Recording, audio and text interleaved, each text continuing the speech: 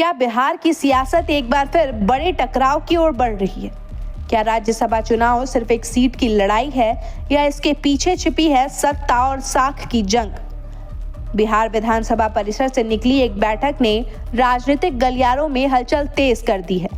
नेता प्रतिपक्ष तेजस्वी यादव ने राज्यसभा चुनाव को लेकर साफ शब्दों में संदेश दिया है कि उनका गठबंधन पीछे हटने वाला नहीं है।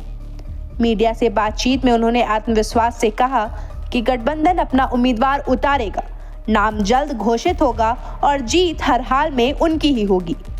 उनके चेहरे पर दृढ़ता और आवाज में भरोसा साफ झलक रहा था। उन्होंने यह भी स्पष्ट किया कि उम्मीदवार कोई भी हो, गठबंधन पूरी ताकत के साथ मैदान में उतरेगा और जीत सुनिश्चित करेगा।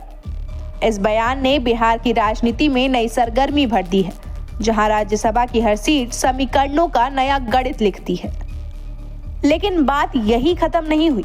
तेजस्वी यादव ने अपनी बातचीत को चुनावी रणनीति से आगे बढ़ाते हुए राज्य सरकार पर गंभीर आरोपों की बौछार कर दी।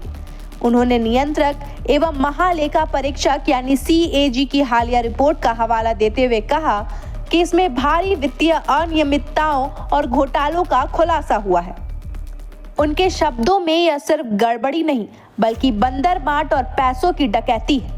उन्होंने करोड़ों रुपए के दुरुपयोग की बात करते हुए विशेष रूप से 250 करोड़ रुपए के इनपुट GST का मुद्दा उठाया और कहा कि जनता सरकार से एक एक पाई का हिसाब मांगेगी। तेजस्वी का यह हमला सीधे राज्य की वित्तीय पारदर्शिता पर सवाल खड़ा करता है और आने वाले दिनों में यह मुद्दा राजनीतिक बहस का केंद्र बन सकता है।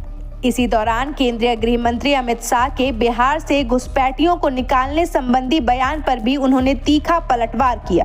तेजस्वी यादव ने चुनाव आयोग की हालिया टिप्पणी का जिक्र करते हुए कहा कि अगर आयोग ने स्पष्ट किया है कि कोई घुसपैठ नहीं है, तो फिर यह दावा कहां से आ रहा है।